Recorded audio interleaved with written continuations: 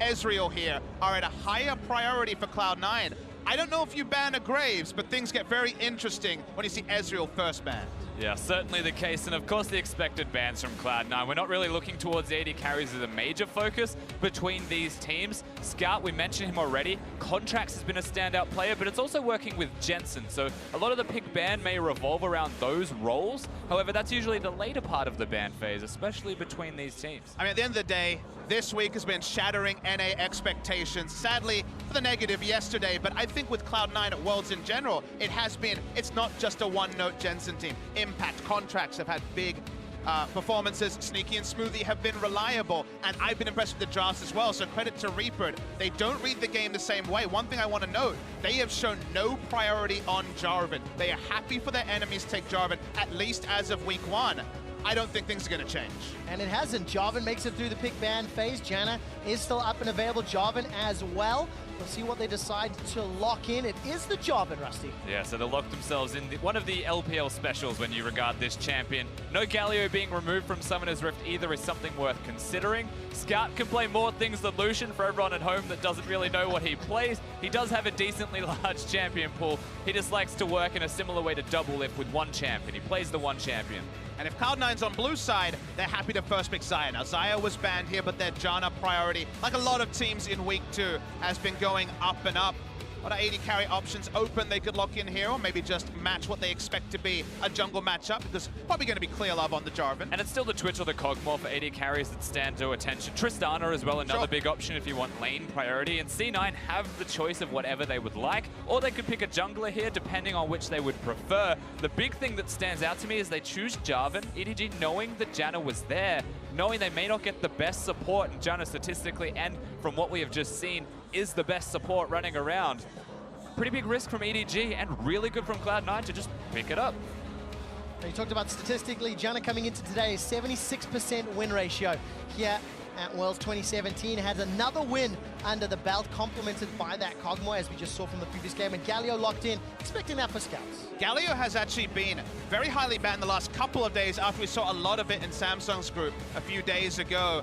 It is actually a strong pick against the style C9 like to run, because if you're relentlessly invading the enemy jungle, Galio will react faster than basically any champion short of Shen when it comes to actually getting there. In fact, it's even faster channel time. We mentioned the ranged junglers. I think they'd prefer to hold it to later, but they're afraid of a second round ranged jungler ban, and they take first round Graves. Yeah, wow, showing their hands super early here, you're right. They may have wanted to hold on to that one till later, but it's the solo laners to get the later game treatment here. Red side draft will be handy for C9 in that regard. EDG can start to attack certain roles here. Remember, the Galio can go top lane for Mouse if that's how they want to play this one out, dependent on what they see from Scout. Shen, is it a ban? Is it something you consider? Do you let it through with what you're seeing on the table? Twitch is already taken off by Cloud9, and there's still 3 bans remaining. It's something you consider. I definitely think Shen is an important pick here, but I'm not sure that they will ban it out. They are choosing to. So once again, that means aggression usually through that middle lane, something that the Shen completely diffuse. And now you're depowering a proactive invading jungler. No Shen to be there. A Galio to respond first. This was C9's bread and butter when they were winning, always having a rotational advantage. You can't really craft one with just the champions left open in the pool. And that's the thing for me, what else do you actually pick for C9? Is it a mid laner that's got really strong lane priority that can come and help Contractz? Is there another champion that EDG either recognized or C9 are prepared to pick that can protect Contractz as he goes around? I like this next ban from EDG because once again, shields protecting Contractz as he goes forwards is good to have. Does Ryze raise in priority here at all? Another rotational champion that Jensen has shown proficiency on. It would sort of be a blind pick and sort of not at this point, given what's already been shown on the side of EDG, but if they're going to look to help Contractz, which has been their way, they're taking a lot of time. They're going to hold the mid lane pick and just look for top lane priority, because at least Cho'Gath you can rely on. If it is the Galio matchup, has the true damage to potentially take him down, but push, push, push is the Cho'Gath way. Yeah, Cho'Gath is going to be a good pick here. Rumble already banned by C9, so Mouse should default to tanks. And that depends on where, of course, the Galio is going to be. Now, what I wanted to talk about here before this does get locked in at all is it might be a Talia on the opposing side, which is why Lucian's a possibility. I completely forgot about Talia as well. Champion that has been very, very important in many of the other groups that have taken place. So the Maokai locked in. going to be in Mouse's hands, most likely up in that top lane. Leaves us with the AD carry option left for iBoy. I completely forgotten that Tristana had fallen by the wayside. And Caitlyn was used exceptionally well yesterday. Rusty, which do you think it's going to be? Should be Caitlyn. If it's Vayne, I will be shocked. Yeah. Vayne's very good into Cho'Gath, but he's against the Kog'Maw Janna, so Vayne would just lose that lane.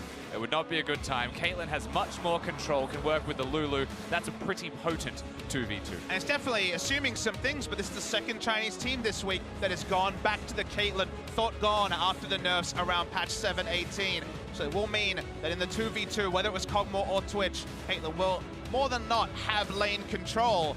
We wondered about the Ryze. The Talia being open is another one to consider, but I think Ryze makes a lot of sense for them. It does mean that multiple members, if they are around that realm warp, can be grouped in. I still expect C9 to be on the front foot, but EDG have read Cloud9's Worlds 2017 group stage tendencies, and they have a strong draft to answer the questions C9 were posing last week. It certainly feels like a lot of what EDG have sculpted for themselves in this game, not the last time that these two teams faced, is much better prepared and much more well-equipped to deal with Cloud9. However, C9's composition is still incredibly strong. Ryze can clear waves decently fast, about the same speed as a Galio early. That means they're both going to be unlocked as mid laners to help the junglers, but the junglers is a Graves into a Jarvan. That's all in C9's core. Well, let's see how well Contractz can unlock his team. Led, from the front last week, a lot of invades. Actually had the highest counter jungle percentage of all junglers last week in terms of that first week of group stages. And, some firsts here. iBoy has not played Caitlyn at all this summer in the LPL. I can't help but smile at seeing the old EDG coach shake the hand of the current one, old friends Reaper and Nofe. It's a different draft for Cloud9, and also, you do have to think, we wondered about Graves when it was locked in. How will it kill the tanks? There are some ultra tanks on the side of EDG, so the late game Graves play, I don't think it's the focus for C9. It's still pre-25 minutes where they feel like the match will be won. Yeah, last time we saw Contractz play Graves, he had a last whisper, he had the whole kit and caboodle when it comes to dealing damage. No tankiness whatsoever, susceptible to death, but not when you're that far ahead, and that's what he's so good at doing. Yeah, I think he had the Shin that game as well, if I recall correctly, helped in his favor. So, EDG, Edward Gaming, the #1 seed from the LPL, led by the backbone, the spine, Clearlove. It is do or die. Lose here and you are out of World 2017. You do not advance to the knockout stage. Win, and you throw this entire group into disarray and excitement. EDG in their home country, Clearlove in his hometown. The crowd is absolutely behind them, but they are 0-3 and they need to start with a bang. So you see EDG grouping as 5. One of the few ways this game can snowball to control is a jungle advantage in the early game. If you expect Cloud9 to get frisky, and with the Graves you do, you invade as 5. You don't go for a 5-point defense. You get complete information on one side and have the ability to have a read on where Cloud9 is starting. There's only 2 sides of the map that are really likely. They can also re-invade their own jungle, so it's an information trip for EDG. Yeah, they'll get that information. It's all about where the junglers start. The other thing that we're looking at regarding information before the minions all come and crash down is that Jensen has committed to the cleanse in the middle lane, so he is now very hard to gank. One thing that we've often spoken about, Papa Smoothie, is that Clearlove's not a big fan of mid lane. He doesn't often want to go there, except for the one time they did well, believe it or not. And now he's against a cleanse Ryze, very difficult place to actually find himself a successful gank. Let's see how well Jensen can survive that laning phase and what sort of pressure Clearlove puts down on the table. All right, laning phase has started out here. Contractz going to get the help of Impact up in the top lane. Clearlove with an early invade. Steal away at least that blue buff. And just take a quick deeper dive on Contractz and these damage dealing junglers, Papa Smithy, because you mentioned you wanted to see him on those ranged style champions like the Graves and the Ezreal. I just think if it's working for you, stick with it, and specifically on the left here. Damage percentage of team's damage. Contractz has done 24.5% of his team's damage. The average for junglers in Worlds Group Stage Week 1 is 11% when you remove his massive number, and that lets you know that he's been on a different road. He's been favoring the ranged junglers. The thing about a ranged jungler is if the enemy melee jungler every face checks you, or if, say, Jarvan EQs into your Raptors trying to steal them, you have range, you get the first auto. If you have the drop on them, it's so hard to get out safely as a melee jungler, and that's why you want to counter jungle, because whenever you spot the Jarvan, you're going all in and hoping your teammates can back you up. And let's take an extra second as well for context within this game specifically for Clearlove and Contractz. He started at red buff, where Clearlove started at blue. So that means that Clearlove will have red for longer as more of a combat buff to have. Contractz is going to run out sooner. And so expectations that he looks for a gank of some kind before Clearlove does, that would be what you expect from him if he wants a gank to be successful. The reason why EDG started with their members grouped around their red buff, then invaded, is that when it was Cloud9 on red side against AHQ, it was a Ezreal invade to red buff steal into his own red buff, and suddenly the Jarvan couldn't gank anything. Speaking of ganks, though, this is the early gank you talked about, Rusty. Rune Prison comes down, Winds of War thrown out. The Durant taunt at least locks down one, and with no flash on Scout, that's a success. A very successful gank, something that Scout maybe should have been aware of as the opposite side of the jungle is being cleared. Sorry, Scout be aware of you take what you want from that sentence. Trevor, I'm just saying. He maybe wanted to know that that was coming, but good gank nonetheless from Contractz. not lost the irony of Scout and Scout's name. He often doesn't scout ahead, but he does scout with his head. So it's, you know, it's an awkward one for him. Well, let's see what Scout does, because his Lucian play to round out week one of groups last Saturday or Sunday left a lot to be desired. Far too aggressive, far too forward in lane, far too open for being punished. And while, of course, Galio into Ryze in pre-6 is pretty easy for those Winds of War to shove, you do need to keep those openings under control. And you want to celebrate the good parts of Scout, because he can do the sick outplays. His mechanics are very good. He had good laning phase in his first 2 games, and then, of course, went Rambo at 6 and died, not disrespecting the Shen. What I want to see from him here, as a counterpoint to his strengths, is to work on patching up a weakness, specifically playing around information, playing around vision.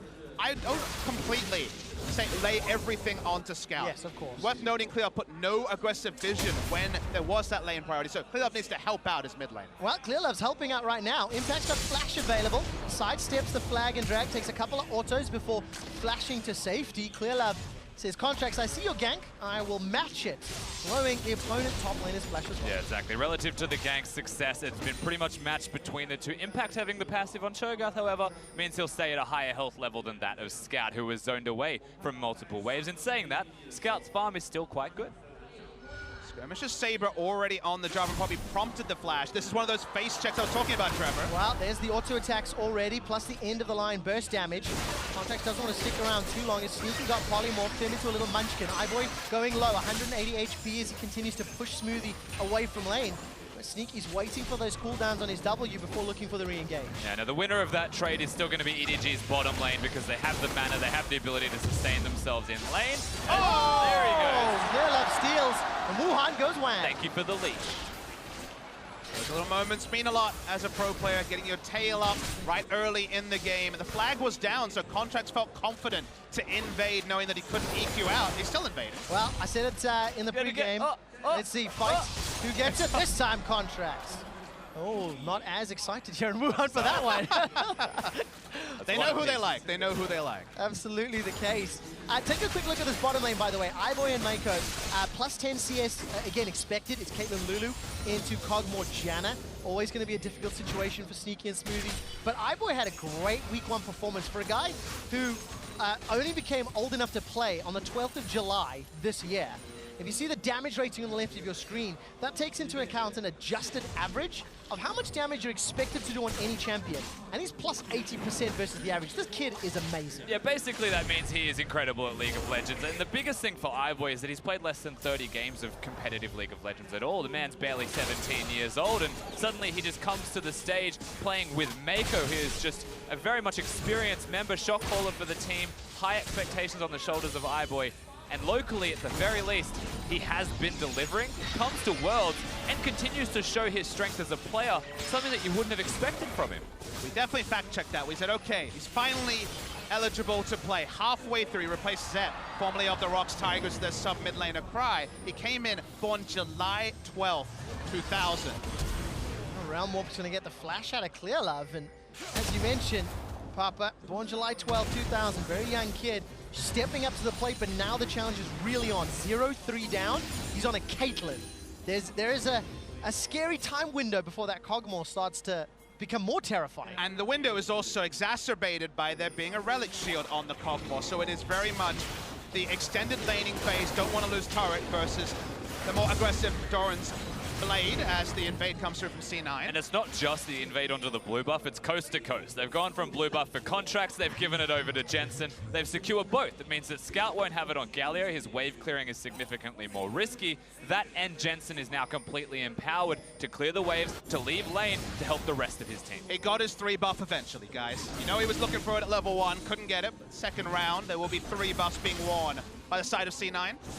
It's going to give them this small gold lead, 700 there or thereabouts. Impact is behind in CS in that top lane, however, it's mirrored by Sneaky being behind in the bottom lane. Rather, Impact is ahead and Sneaky's behind. Regardless of that fact, it is the power is where you would expect it to be at this stage, but you got to give kudos to Impact for out-farming Mouse when he was the one that was ganked. And now this doesn't look like it's going to be something crazy meaningful, but we're at the time in the game where EDG decide 5 people go bottom right now. That's just the kind of style that EDG will and always have had. They've got a Galio to do that this time around, so it's a very good comp for it. There is a random time in the game where they say, okay, we're just going to dive bottom and there's nothing they can do about it. Bit of advanced vision here as Scout's just going to walk up. They don't even need to invest the ult just yet. All right, Scout's looking for the taunt. Smoothie can interrupt it, does so. The Monsoon, but the double dunk! And Sneaky and Smoothie just get evaporated. Tower first blood is available as iBoy continues to shoot that one down. 2 kills and Tower. EDG are here to play. The play was by the book, but the damage surprised all of us. Exploded the Janna, who was just looking to disengage. But honestly, C9 needed to be more proactive in their defense. The teleport was late from the Cho'Gath. By the time he was there was nothing they could do. Losing the turret pre-10 minutes is often a reality of Caitlyn versus Kog'Maw, but the 2 kills, that's the cherry on top. Yeah, the 2 kills probably shouldn't have been there. Cloud9 not aware enough or willing to defend that play, but the play is more than successful. It means that EDG are completely unlocked to just lane swap. This is literally the EDG special. I gave you notice. How does C9 not know it's coming? Well, that's a question we're not going to have the answer for right now. Cloud9 decide they want to try do something in reply. Ground Warp comes down to the bottom lane as Contractz is around, but look at the minimap. There's support coming down. Great little Bramble Smash comes down as Contractz splashes to safety, forced to use the collateral damage to get even further away. Contractz takes down Mouse, but look at Cloud9, they're low. There's one in reply. Impact's down. Jensen gets just as punched in the face by Scout. The preparation of EDG this game is going to make many LPL analysts very optimistic. Perhaps we're going to go all the way to EDG SKT at the end of the day. Whoa, iBoy, he's looking for Sneaky. Built over Peace Anchor comes down. Ace in the whole body block, but iBoy and Meiko, they want another tower, Puppy Smithy. It's a multi-step process, a winning 2v2 lane. Galio to stop the invades being as reliable, banning away some of the core members like Shen of the C9 comp. The shoe's on the other foot. EDG's the aggressor. But you said the word, Galio. That is the champion that is doing all of this work. The taunt connecting.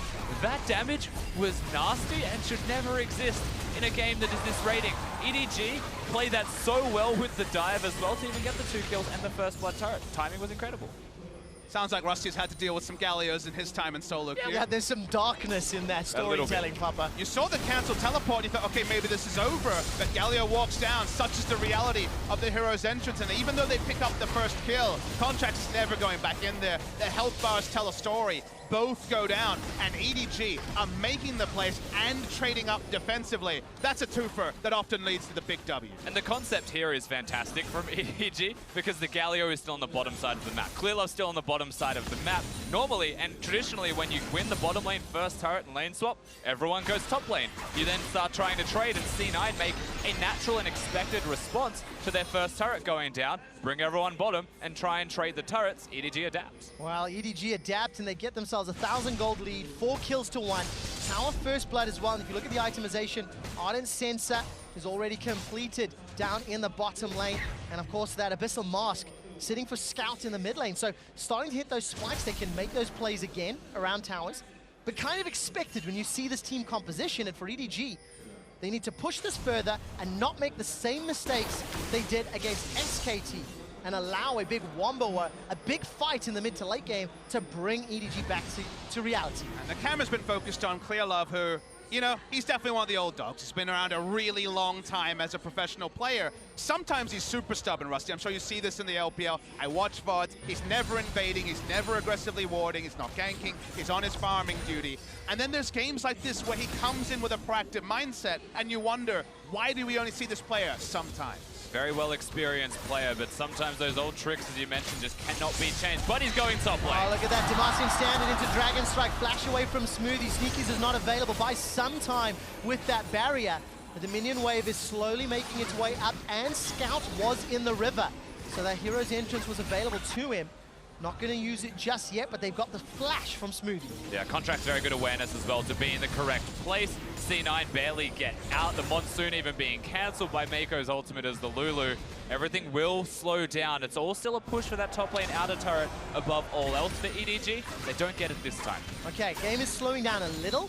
I need to take stock. C9 is still only 1,000 gold down, which, all things considered, maybe should be larger. And the man on your screen, Impact, he's got himself a plus 46 CS advantage.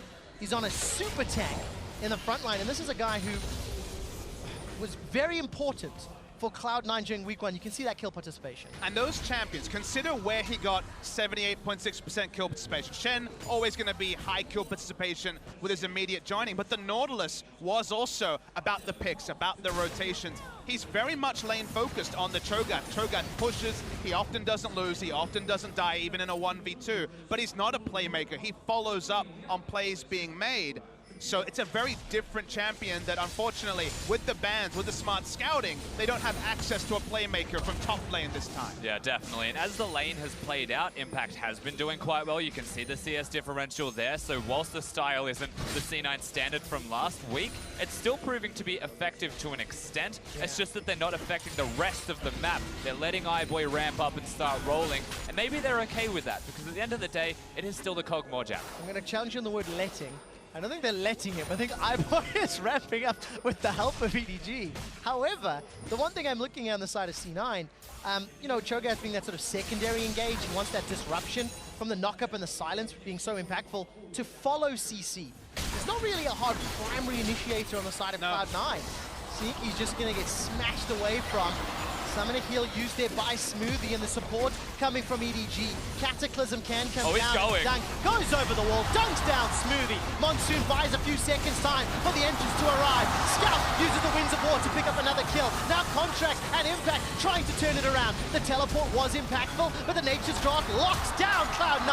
Contractz is dropped by iBoy, the 17-year-old massacring Cloud9. Impact's running for his life. Got some backup from Jensen, but I don't know if this is where you want to be. Jensen and Impact need to pull off a phenomenal outplay in the 2v4, and EDG, they got the kills, they got the tower, and they're getting the hell out. EDG are able to just walk away. It was a little bit touch and go with Jensen being around the corner, but how late Jensen was there to the party as well. He wasn't able to crash it at the right time. EDG instead are able to crash down, get the structure, but once again, when they get the turret, they're getting kills with it. So every time they're pressuring, they're looking to dive more than take the objective as a priority, and it's proving successful thus far. And Scout is on such a different role, from lane dominance to facilitator on the Galio. Can still push, still has lane priority. They have to use the heal preeminently, and they weren't sure they're going to hit by the Pilt over Peacemaker. Clearlove and Contractz ships in the night, but this ship, it was going for a shipwreck. Yep, it certainly was. A lot of damage to follow. I didn't know how to react to that one, but the combo was nice coming out. Once again, Galio Jarvan, give that to an LPL team. You run the risk of having these dives be successful. Mouse shows up at the end, Pix gives a kill to iBoy, and then they take the structure on the way. And when we come out of the replay, Clearlove 3, 1, and 4, 100% kill participation. Scout 205, 100% kill participation. That combo you talked about, Rusty, they are leading the way. iBoy 202 on that Caitlyn. Plus 30 CS, he's working towards that Zeal item completion. And this is exactly where the EDG team composition will cement the game if they can continue that beautiful set of dives and proactive plays. And it's also a blueprint on how to beat what C9 showed in their 2 wins in week 1. Get proactive yourself, deny playmakers from the side of C9. And just like the Rumble Caitlyn draft we saw from WE, when the enemy team is setting the tempo, like SKT after those early ganks didn't work for C9, C9 unfortunately don't really have the tools or even the team comp to answer back. Yeah, the curious part about how this game is playing out is Impact CS. We mentioned this before. That's nice to have. Mouse is still a tank. The bottom lane, the advantage for the Caitlyn as EDG are zoning them away. You know, I love seeing that Maokai ultimate for a zoning tool on that siege. Unfortunately, a little early, as their minion wave was not yet prepared. Though I think that was more for the kills than the tower. I'll allow them some time as Sneaky steps onto a trap, takes a couple shots from iBoy. As the Rift Herald is summoned, that chip damage will chunk it down pretty low, almost in killing range, and Scout's got a flash taunt available to him. Flashes, hits the wall, still doesn't matter. Gets at least one onto Contractz. Wuhan erupts as EDG secure their 3rd tower. And they will be able to just back away, reset once again. So a nice turret take as these top laners need to just call it a day. They get Contractz. He's playing an AD jungler. He is being popped like a balloon every single time they find him, or every time the Galio Jarvan finds anybody, they're ramping up very quick. Just to be clear to the viewers, whenever Graves is defensively wave clearing as EDG comes forward, the entire purpose of the draft has been completely subverted. The game is supposed to be Contractz invading and C9 being able to help him out, but a lot of those playmakers like Shen were banned away. The tempo of the game is being controlled by EDG. They've got the Cataclysmic entrance, the combination of the Cataclysm and the Hero's entrance. They don't even need to layer them because Contractz is just wave clearing. He's another squishy, he dies, and we talked about how some of the plays, we just saw, of course, the Maokai ultimate, you know, it was a bit hit and hope. Guess what? When you have so many different initiation tools, when you have a Galio who can allow you to skip things like rotations and just jump in, you can make small mistakes. You got plenty more options coming up. It certainly has not been used as the primary engage tool for EDG thus far. More of a follow-up or a disengage potentially for them, and that is the beauty of their composition with all the options that you mentioned. Any way that you want to engage, they have it. Can't believe they let Galio through, something that we've heard so many times over the course of Worlds this year, from play-ins to groups, and it is a terrifying combination that has allowed EDG this 3,000 gold lead at 20 minutes. 2 item spikes actually starting to come in. Goggles Stoneplate for Scout, Black Cleaver completed for Clearlove, that Zeal, Static Shiv, plus Berserker's Greaves and EDG. Man, they're already starting to contest vision around the Baron. And C9's comp is front to back. They need to kill the front line, and good luck. You're gonna need a lot of time. Maybe some disconnections would help them out, because there's no way to get through. Maokai, Jarvan, and Galio, and sure, there were nerfs to Caitlyn, but they were around her Q, they're around her laning phase. She can still right-click away with 2 items already complete, and there's no one to stop her. All right, Flash Cleanse is available for Jensen. He gets away from one, locked inside the Cataclysm. There's nowhere to go. iBoy gets in range to pick up the kill, and actually that's a full team assist. EDG get the mid laner of Cloud9. 3 ultimates used, but no summoner spells needed by the EDG roster, just finding Jensen out of position. The most important part, Scout, ult straight away is mid lane. All right, iBoy's in a little bit of trouble. Flash is available to him, but the Nature's Grasp buys some time. Remember, 5v4 in the best case scenario. Impact, it's a good rupture onto iBoy, buys some time with the silence of that Feral Scream. Clearlove continues to chase down his iBoy. Crit after crit after crit, hammering away on Impact. Gets a shield from Lulu as the Feast gets some damage down in reply. But that's a death for Smoothie as well as Impact. Now Sneaky's the target. Scout looking for the Duran Taunt. I think it's on cooldown though. And Contract's gonna look to turn around. So that's 3. Justice Punch into the taunt. Cloud9 step too far forward. Rooted down by Mouse. And that's another for EDG. EDG are an initiation freight train whose only destination is the enemy nexus. They keep piling up. They don't need great vision. They have so many frontline tanks who can start fights, and all Cloud9 can do is rush home. And with 3 people dead, this isn't just the turret, this is potentially the inhibitor to go down afterwards. Baron is not the primary objective, as you mentioned. It's engaging, killing C9. See hero, kill hero. That's EDG's mantra right now. The death timers are so short, they can't even walk from inner turret to inhibitor without Cloud9 coming to defend. Oh, this is beautiful play from EDG. We didn't have time to talk about. We said, okay, EDG was smart. They shut down C9's earlier plan. But then you look at what C9 did in the second round, and the last time these two teams faced, it was the Shen Graves that won them the game against EDG. This time around, scaling on the Ryze. Sure, an initiator, but Taliyah was available and would have had good pushing options, can open half the lane against a Galio. Going for scaling on a Ryze after scaling on Kog'Maw. When is Graves going to get the backup to ever do his role? And now he's just an extra Q to clear out some minions. Nothing else Contractz can start. A really rough position for him to be in, and this is just getting better from EDG, even in the smaller details. The things that were missing in their first week, we're starting to see more and more of it. Not all recalling at the same time. Going back one at a time as we get to watch the fight that happens in this mid lane. I mean, iBoy takes too many auto attacks, but he knows he has the rest of his team there. Guess how much vision EDG have on the bot side? Literally none. One control ward way down, and they're just happy because, hey, a Lulu AoE slow from the wild growth is enough to force fight. Also remember, when every Cloud9 member's in vision, you don't need vision anywhere else, Papa Smithy. That's certainly true. The awareness from iBoy through that fight was something that's to be commended once again. Did the most damage, but that's because he's auto-attacking a Cho'Gath and even stops to queue the support mid-auto attack. Like, he is everywhere at once. I mean, just try and watch when an enemy actually gets within any more than auto attack range, closer than 650 units to Caitlyn. It just won't happen because of how strong the front line is. She's under no threat. Might be flashing aggressively prey style soon to try to get some more of these kills. Flash and barrier available for this next potential fight. C9 luckily do not have super minions barreling down the lane.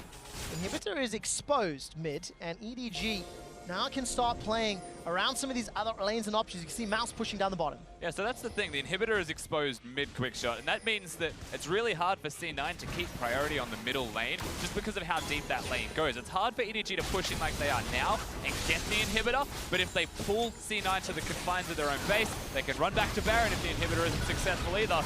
Right now, they're still looking. There is some rotations here from Impact and Jensen coming in from the flanks. Remember, no real traditional engage on the side of Cloud9. They're looking for a flank or a rupture, something, delivering Contractz or Impacts to the backline, maybe with a round warp. I'm looking at options, and you see no way to jump on EDG, and this inhibitor just gets chipped down. And we've seen teams use Realm Warp just to send a Maokai into the backline, can send out an AoE, the big ultimate there to try and potentially get people. When you send Cho'Gath into the back, maybe he E's, maybe he misses his Q. It's not reliable, so they don't even have a reliable person to launch into the back like Nautilus was earlier last week. Could have been a powerful pick for Cloud9. Unfortunately not the case. They need to figure out how to play from behind now. Clearlove once again going for the standard and the dunk. Contract's going to use that collateral damage to hop out over the wall rather. But that's at least just a trade, ultimate for ultimate. Just controlling the enemy jungle. The red buff area all belongs to EDG. That unlocks a free Baron, or it unlocks C9 having to face check to go near the Baron area at all. And that's the control that EDG want and will retain for a time. Of course, it's recall time at the moment, but with the amount of control they've already earned before going back, C9's job is very tricky. Yeah, it really is. And if we actually take a look at the gold differences between the respective players, it's around 3,000 gold ahead for iBoy, 2,500 for Scouts, and a little over 700 for Mouse. I mean, the two people you really want, the frontline Mouse, Scout Galio, and iBoy just cleaning house from behind is just fantastic for Edward Gaming. And this keeps their hopes at quarterfinals alive. This is the first of many very important games for EDG, because if they can close this up, they play AHQ. And if they can win that, they play SKT. And then if some of the other results start coming in, they really need the stars to align to set themselves up for what would be a miraculous turnaround. Full Fnatic. Yes. Which was also a miracle, to be fair. That was an incredible run from them. And it's not just EDG's victories, but this is one they can control. And right now, they're in the driver's seat, controlling towards that victory. And fun fact, if EDG go back-to-back, everyone barring SKT will be at 2 wins. We know tiebreakers could be coming. We know crazy things could be coming. EDG are so far ahead here, and because of the comp they have so many different options to force the Baron, to peel up, to look for turrets. Maybe not take too much free damage, that's not the best option. Can't afford walking into the damage dealers of Cloud9. Clearlove, when he's dunking the damage dealers, seems to look significantly more impressive. However, it's not going to stop the siege. Jensen takes a gigantic crit to the face. iBoy's got himself the rapid fire cannon and the static shiv as Cloud9 continue to play defensively. Super minions just cresting the steps of their base. And that means EDG will have some time shortly as someone goes to deal with that. Now, important note is that iBoy is not going to be a QSS Caitlyn right now, so if Ryze ever finds him, he will still be locked down. It's important that Meiko does his job. It's important that the tanks stand in front of iBoy to empower him, to protect him, and allow these structures to drop. I really want to know what a team fight looks like where the snare hits from the Ryze onto this Caitlyn. She's so safe right now. Yeah, look at the zoning that Scout's putting down with that taunt. Charging it up, staying in the front line. If anybody steps too far forward, Mouse got that nature's grasp as a backup, and the vision control wards from EDG is textbook in this northern quadrant of Cloud9's jungle. Usually we criticize teams for trying to barrel 5v5, but C9 needs something miraculous to just stop watching their objectives go down. All right, Rupture comes up. That's the fight they're looking for. Wild Growth comes down. iBoy survives. There's not enough damage from Cloud9. EDG, however, turn it around. Clearlove is the only sacrifice. iBoy continues to heal up, and Scout is sitting on the front line. Gets himself another taunt. Mouse down to 100 HP and running for his life. Scout gets a gigantic shield. Jumps back in with a Justice Punch. A little too overeager for EDG. Round warp now might be enough to close it out. Cloud9 trying to turn around. Throws out the overload after overload. Spell Flux comes down in the Rune Prison. Jensen takes down Meiko, and Cloud9 survive to live another day. Cloud9 needs something crazy, and they find it. The knock-up followed up by the Ryze. That's what no QSS can do to you, and the team fight ensues. The power of silence in those team fights, Papa Smithy. The Cho'Gath combination. So good. The power of the Caster Curse too. I did not think that could happen, but after the free damage, EDG got too frisky, and now C9 just try to come and wrestle the game back with a creative Baron. Creative, but also risky, to be fair. iBoy is still here. Reinforcements are arriving. So much damage coming down. 90 caliber net. Why sometimes Smoothie's going to keep getting tagged down from the Baron in the back end. The Feast and Jensen's damage. They take down iBoy. Cataclysm comes out. Clearlove's running for his life as Mouse goes for the flash engage. Cleanse is not going to be enough to lock down Jensen as he continues to run for his life. No flash available to him. Now that Skype's on the front line, it's going to be up to Sneaky to do his best. Winds of War tagging him up, and Mouse and Clearlove, they peace out, and EDG, they stop the Baron. Things have definitely been getting a little bit messy from the side of EDG. Their top lane push was not clean. Still going to be the minions pushing in the mid lane, but they do get back Baron control. They are, however, leaving chances for C9 to come back. Biggest win is they stop Impact's recall. He doesn't have flash, he does not have Feast, nor does he have a teleport to come back with full health. This is super dangerous. They don't want to do the Baron. They don't have iBoy. That means they don't get the Baron, gentlemen. And all of a sudden, Wuhan has got very, very tense.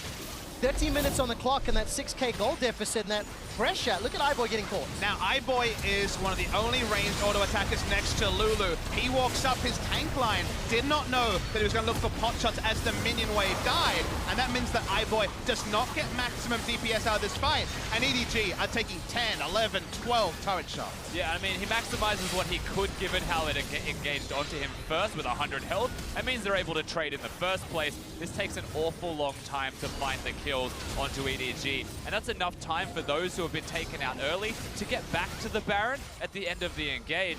C9 still get the fight, they get the small win, and you're starting to see that inkling in a positive direction. Here's the second fight, but we're back at Baron. We are indeed, as both teams start to group up. Impact is all the way down the bottom lane. He's making his way up through the river.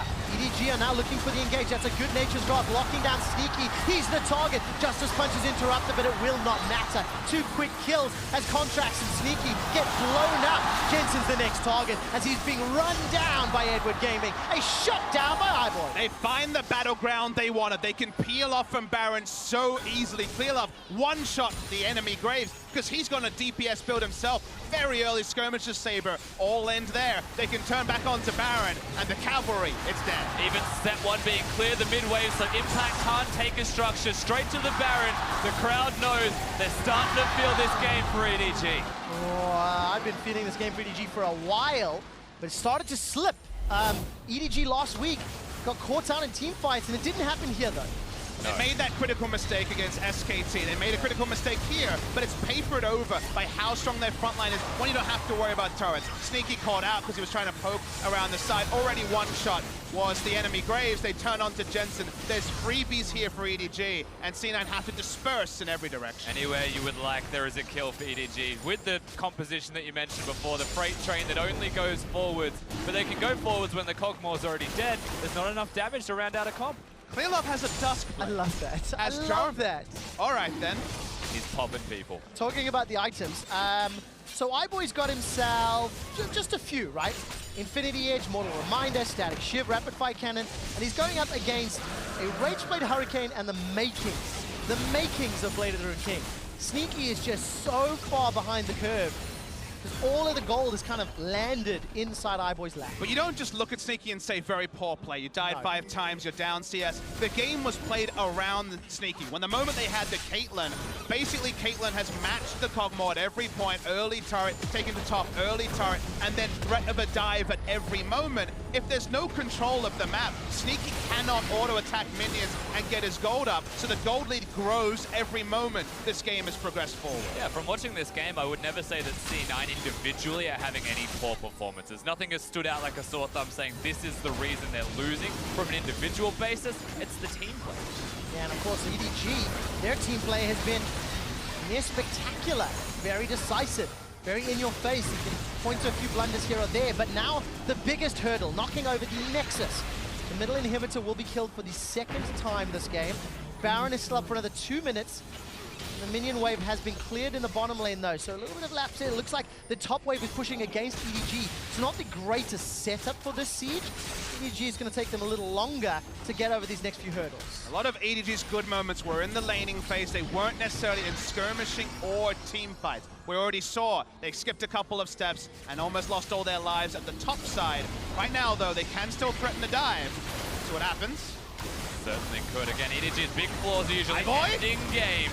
All right, Scout making his way forward. Flashes are available for all but Clearlove on the EDG side. And for Cloud9, all but Sneaky. That is significantly more scary if Sneaky's ever too far forward. Contractz just used his ultimate, is now at half health with low mana and has gone back to base as well. He's picked the correct time to do it, but he used the ultimate for no particular reason to try and poke down iBoy, and now look at him. All right, Nature's Grass comes out to split up the team. Rooting down Impact, he throws the flash backwards, Redemption's coming down, Scouts is on the back end, iBoy runs past the tower, that's the first of the fighters, Clearlove gets the second, the inhibitor turret will fall, it's Meiko that gets the final hit, and now the inhibitor as well. And mid lane starting to get minions empowered by Baron as well. Very shortly the supers are crashing, EDG want to end. The Nexus turrets are all that remain in front of EDG, flash forward, iBoy's the target but he manages to stay alive, flash still available to him, Jensen gets tagged, done, killed by EDG, the 22nd time that EDG have killed a Cloud9 member. The last remaining Nexus turret gets focused down. Edward Gaming keeps their hopes and playoffs alive. The roar in Wuhan is super loud, and EDG have guaranteed that I think we're going to all 6 when it comes to relevant games today. Their draft stepped up, their players stepped up. The fans are enraptured. They play again right after this as well. And if they can back up with a performance of that level, I think EDG is going to make this one hell of a night. Cloud9 were on the verge of tying SKT for first if they had won this game. Now their record sits at 2-2, and they find themselves tied with AHQ. It really makes this so interesting as all of these games play out. And EDG, Edward Gaming, they need the miracle run. They need the 3-0. to keep that hope of a playoff spot. And they've started in the correct way. They got the draft that they wanted. They played the way that they wanted. Every individual member had a very good performance. Scout, he was consistent. He was good. He was roaming. His playstyle changed. Clearlove was aggressive and ganking everywhere, and that was what they needed to get a victory against Cloud9, is be aggressive, show the style that almost beat SKT. They do. I have two questions. How much do we read into that over-ego play in the top lane towards the inhibitor and not setting up the lanes or the waves for that Baron push? Is it feistiness in their first win, or are these deeper worries? What do you think, Papa? I think they are deeper. I think there are certainly weaknesses of EDG, especially macro-wise when the laning phase ends. But guess what? If you draft permanent engage on Galio, on Jarvan, so many different initiators, you can make those sort of critical mistakes, and not many teams can actually put you to the sword. So I think going for these mid lane picks with a very clear identity, dive, initiate for Scout, rather than just let's play around pressure, which is a much more nebulous thing. Initiators worked for EDG, and I think that's what they should continue with. Well, this is a question I'm going to ask to you in the next game when they play AHQ, but before that, EDG, they started the day with a win. Let's find out from the analyst desk exactly how they thought they did it. Thank you very much, QuickShot. And so it begins. The road to 3 wins for EDG if they want to make it out of the group, and it started here against Cloud9. They do it in brilliant fashion. And I think it started in the draft. To me, this was actually such a big game. You know, I was watching this draft, and when Cloud9 has their first round, J4's already been locked in for EDG. And I'm just saying, pick Galio. Pick Galio. Janna Galio. Okay, you can do it. Pick Galio. When you give over that combo to any team, let alone an LPL team who wants hard engage, it gets Scout out of his laning phase where he's kind of had some struggles, disrespecting opponents, and I just feel like that was the key pick of the game. Well, exactly. If you are playing against an opponent that typically tends to either massively win or lose you games, you want to allow him to have the freedom to potentially throw a game, to feed. But if you give him on Galio, you put Scout on Galio, he's not going to do that. When's the last time you saw Galio feed his ass off and cost the game? That just doesn't happen. So now you give that champion over to the LPL out of all regions. Oh, it's a disaster. It's the cannonball comp. That said, I do want to kind of speak from Cloud9's logic. I mean, obviously this is like subjective, but I feel like it was a pick your poison type of thing. They see that the Jarvan's coming out. You want to take the Janna. You're thinking, okay, we need to separate the Lulu Kog'Maw, so we have to take one of these pieces. You know, if we take the Janna, maybe we have enough disengage that we can counteract it. Maybe there is a pick that we feel comfortable taking into the mid lane. I mean, if you're scared of Lulu Kog, though, then you take the Lulu Galio and you disable it that way. But the problem is that if you take Galio into an LPL team, if Lucian is not banned, Scout 100% picks Lucian and he will dumpster you. We play that matchup back and forth every day in the LPL. We played Lucian last time into C9 and we saw what happened there. But that was the Shin, not, you know what I mean? Like, not the mid lane matchup. That brings up another issue because they also chose Graves in their second rotation when Shen was available in terms of protecting that Kog'Maw and perhaps could have been useful in guarding against the Galio. I don't. Everyone's going to say it's the Galio. Yes, that was a problem. I think the bigger issue was the Rumble ban that you were talking about. That's what I'm saying. Ban Galio there. You can ban Galio there. Like, you don't have to pick it. If you are super concerned about Lulu Kog, then you can ban away the Galio as opposed to the Rumble. The Rumble, to me, is less of an issue, but I do think for Cloud9, you can go Galio top as well. Impact has played this a number of times. I also think it enables the aggressive jungle style that Contractz wants to be playing, and when it's on the other team, it means you can't do that. As soon as Galio hits 6, you can no longer invade because you're going to get collapsed on and killed. I mean, either way, we've evaluated that the Galio was an issue. Whether it should have been dealt with in bans or in the picks itself, it should have been dealt with, and we saw the usefulness of this pick in the turret dives that EDG set up. I mean, these guys, they love that engage, they love that go button, and here we see it put to work. And it's not even just the fact that this is Galio, this is also just EDG, which makes this pick this time that much worse to give to them. They love diving bottom. They will do it to you every single game. They've done it every single time before 9 minutes. And right on the clock, guess what? We split the map, we started Jarvan here, we took their blue buff, we made sure that Caitlyn and Meiko were never going to be contested, and we dove, and then we dove again. Rinse, repeat. Just a 5-man every single time. The vision setup was great for all of them, and Cloud9 just have no answer with what they have drafted. They need to get ahead early with this composition. They need to defend against this, but EDG, okay, there were some misplays from Cloud9 in that dive, but overall, their idea is the same because they still come out ahead when it comes to objectives. Azale, it's peculiar though, right? Because as Rusty said in the cast, you look at that C9 gameplay and it's hard to necessarily pinpoint any like glaring individual mistakes, right? We saw the laning phase from Sneaky and Smoothie relatively stack up well against the oppressive Caitlyn Lulu lane. We saw Impact with a 50 CS lead in the top against Mouse. So individually you're looking at this and you're going, well, they're playing well. Does it really just come down to the composition and what the tools they handed over? So in my opinion, it's not just composition. Composition obviously gave this team something that they wanted to do, but I would say what you criticize is not necessarily the individual play, it's positioning on the map, it's anticipation of the dives. If you're going to give them this kind of semi-global comp where they can set up 5-man dives time and time again, you have to preempt it. You have to be in position. Ryze has to be roaming any time that Galio could be. You need to be there to answer so that when this inevitable 5-man dive comes in, your 5 members are already there. You're there to actually guard this off, or at least you have the jungler and the mid laner already there, and then that could buy time for your top. If it's a 5v2 at the start, there's no hope. I'm going to take a different stance on this. I actually do think that the compositions are mattering way more in this tournament than we are kind of giving it credit to, because remember, think of compositions as like the initial tools that you take to the fight. If you don't have tools that defend against what the other team has had, what are you supposed to do? I don't think that Cloud9 had many options at any stage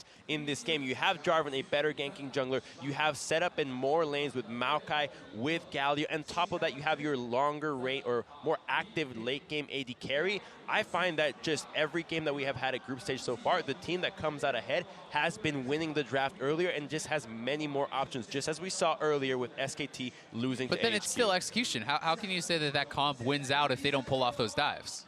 You just waited. What is Cloud9 supposed to do? How do they approach? They saw it. They saw it on the wards. They saw that dive was coming. Yeah, when we cut the replay, you just see that Clearlove and Galio are coming in, but there was 2 wards from Cloud9 where they saw Jarvan hanging around for like 3 minutes, and Sneaky actually backs off the tower because he's like, are we staying? Are we not doing it? So Cloud9, if that had not gone EDG's favor, suddenly you get more kills on Kog'Maw. Suddenly that composition's far ahead, and that's a comp with Caitlyn and Galio. Like, there's no secondary damage source except for the Jarvan that can get outscaled. In my opinion, I think Cloud9 had the 55-minute better comp. Yeah, I mean, without a doubt, tools are relevant, right? But again, it is about how you utilize those tools and how you play the map. This is a multifaceted game, and for Cloud9, they probably had opportunities to avoid some of the deficits that they received here. It's important to note that this is the worst deficit at 20 C9 has encountered in the entire tournament. So that includes play-ins. They were definitely playing from a deficit here. And while that was the worst deficit for C9, iBoy put up huge numbers on that Caitlyn, eclipsing 1,000 DPM in that game.